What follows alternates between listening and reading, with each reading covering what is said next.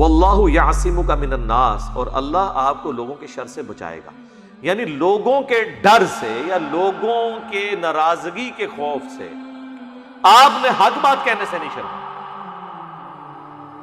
آپ نے حق بات کر دی. بخاری مسلم میں تو یہاں تک آیا، اما عائشہ کہتی ہیں کہ حضور علیہ السلام تو حق بتانے میں کوئی بخیل نہیں تھے. اگر آپ نے قرآن سے کوئی آیت چھپانی ہوتی تو سورہ تحریم کی آیات وہ چھپا لیتے، جو نبی علیہ السلام کی بیویوں کے حوالے سے وہ نبی علیہ السلام نے اپنے اوپر شہد حرام کر لیا تھا. لیکن آپ نے تو اچھا، ہمارے یہاں پہ بریلوی مکتب کے لوگ اور اہل تشیع یہ سمجھتے ہیں کہ قرآن کی وہ آیات جن میں اللہ نے اپنے نبی کے اوپر بظاہر غصہ فرمایا ہے یا غضب کا اظہار کیا ہے، یہ غضب پنجابی والا نہیں، عربی والا، ناراضگی کا، ان آیات کا درس دینا ہی حرام ہے، بار شریعت کے شروع میں لکھا ہے. حالانکہ ہمارے پاس سب سے بڑا ثبوت کہ اس قرآن کا رائٹر محمد رسول اللہ نہیں بلکہ یہ اللہ کی طرف سے نازل ہوئی ہے، وہ آیات ہیں جن آیات میں نبی علیہ السلام کے ساتھ اس لیول کی گفتگو ہوئی ہے. قل انی اخاف ان عصیت ربی عذاب یوم عظیم، اے نبی تم فرماؤ کہ اگر میں نے بھی اپنے رب کی نافرمانی کی تو بڑے دن کا عذاب مجھے بھی آ پکڑے گا. سر یہ اگر کتاب رسول اللہ نے خود لکھی ہوتی تو اپنے بارے میں یہ آیت لکھتے؟ اگر یہ رسول اللہ نے خود کتاب لکھی ہوتی تو قرآن میں یہ آیت ہوتی، قل ارائیتم ان اہلکنی اللہ ومن معی او رحمنا. اے نبی تم فرماؤ کہ اگر اللہ مجھے ہلاک کر دے یا میرے ساتھیوں کو تو بتاؤ کافر کس زوم میں ہیں، ان کو عذاب سے کون بچا سکتا ہے؟ قرآن میں یہ آیت ہوتی سورہ بنی اسرائیل کی کہ اے نبی قریب تھا کہ تم بھی کافروں کی طرف جھک جاتے اگر ہم تمہارا دل مضبوط نہ کرتے، اور اگر ایسا ہو جاتا تو ہم تمہیں دنیا میں بھی دگنا عذاب دیتے اور آخرت میں بھی ہمارے عذاب سے اے نبی تمہیں بچانے والا کوئی نہ ہوتا. یہ آیت سورہ بنی اسرائیل میں ہوتی اگر اس کتاب کا رائٹر محمد رسول اللہ ہوتے صلی اللہ علیہ وسلم. سورۃ الحاقہ میں یہ آیت ہوتی کہ اگر یہ نبی اپنی خواہش نفس سے کوئی بات بیان کر دیں جو ہم نے ان کی طرف وحی نہیں کی ہے تو ہم ان کا دایاں ہاتھ پکڑ کے ان کی شہرت کاٹ دیں، اور کوئی تم میں ایک بھی ایسا نہ ہو جو ہمیں روک سکے اور نبی کو بچا سکے، ہم ان کی شہرت کاٹ دیں. اتنی سخت آیات قرآن کی. پھر آیا کہ اے نبی تمہیں تو کوئی امید نہیں تھی کہ تمہاری طرف اللہ کی طرف سے وحی نازل ہوگی، یہ تو ہمارا فضل ہے، ہم چاہیں تو اس کو لے کے بھی جا سکتے ہیں. اتنی سخت. سورۃ الاحقاف میں اے نبی تم فرماؤ میں کوئی نیا رسول نہیں ہوں، مجھ سے پہلے بھی اور رسول گزرے اور مجھے تو یہ بھی نہیں پتا کہ خود میرے ساتھ کیا ہوگا.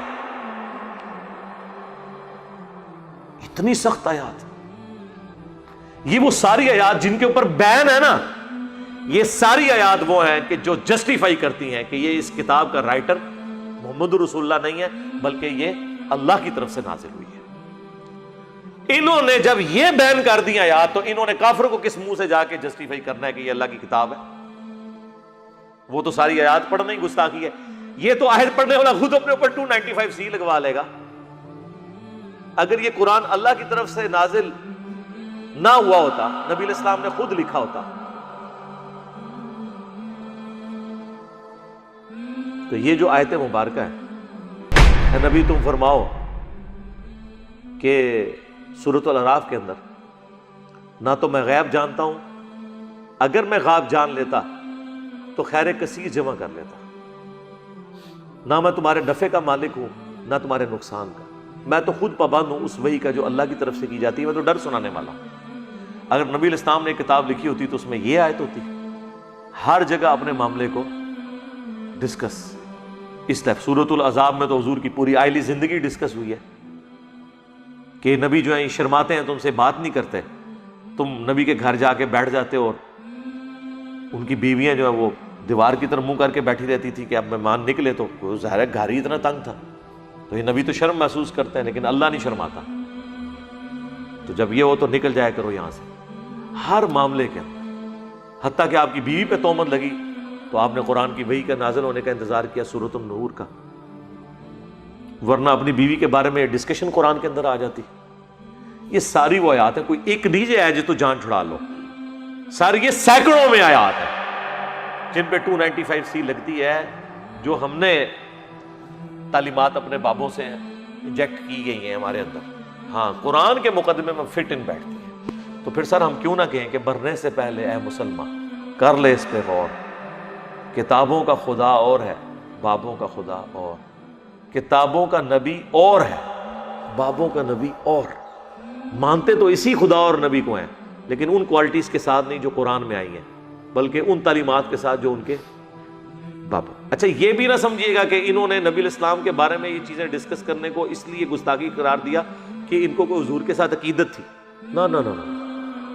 انہوں نے اپنی ساری چیزیں چھپانے کے لیے کیا تاکہ ایک ڈاکٹرن سیٹ ہو جائے نا۔ تو وہ پھر کہتے ہیں دیکھیں صحابہ کا پیر تھا محمد رسول اللہ صلی اللہ علیہ وآلہ وسلم، تمہارے استاد اور پیر ہم ہیں، تو جس طریقے سے آپ صحابہ ان کے ساتھ بہیو کرتے تھے تم نے بھی اسی طرح بہیو کرنا ہے۔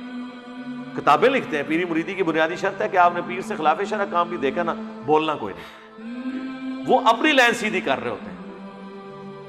تو قرآن تو نہیں کسی کو لائن سیدھی کرنے دیتا، قرآن تو بالکل ننگی تلوار ہے۔ قرآن تو کہہ رہا ہے کہ اے نبی تم فرماؤ، میں تو خود سورہ یونس کے اندر اتنے سخت الفاظ ہیں کہ اے نبی تم ان سے فرماؤ میں اتنا عرصہ تم میں رہا ہوں، کیا تم نے مجھ سے پہلے کوئی ایسی بات سنی تھی؟ یعنی میری زندگی ایک کھلی کتاب ہے، میں کوئی شاعر نہیں ہوں، میں کوئی فلسفی نہیں ہوں، اچانک مجھے کیا ہوا ہے کہ میرے پہ ایسا کلام نازل ہوا ہے کہ تمہارے شعراء بھی پریشان ہو گئے،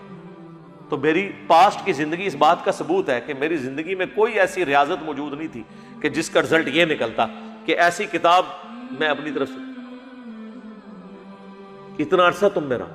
اور اگر اللہ نہ چاہتا تو میں تم پہ تلاوت نہ کرتا، میں تو خود پابند ہوں اس وحی کا کہ جو میری طرف نازل ہوئی۔ اور پھر ساتھ وہ آیت آئی ہے، سورہ یونس میں بھی آئی، سورہ الانعام میں بھی آئی، سورہ زمر میں، قل انی اخاف ان عصیت ربی عذاب یوم عظیم۔ اے نبی یہ ساری باتیں کرنے کے بعد ان سے فرماؤ میں تو خود ڈرتا ہوں اس بات سے کہ اگر میں نے بھی اپنے رب کی نافرمانی کی تو بڑے دن کا عذاب مجھے بھی آ پکڑے گا، تب باب شاہی کوئی نہیں پڑھنا نا جملہ ہے۔ ہاں فرقوں کی دکانیں بند، the damage has been done۔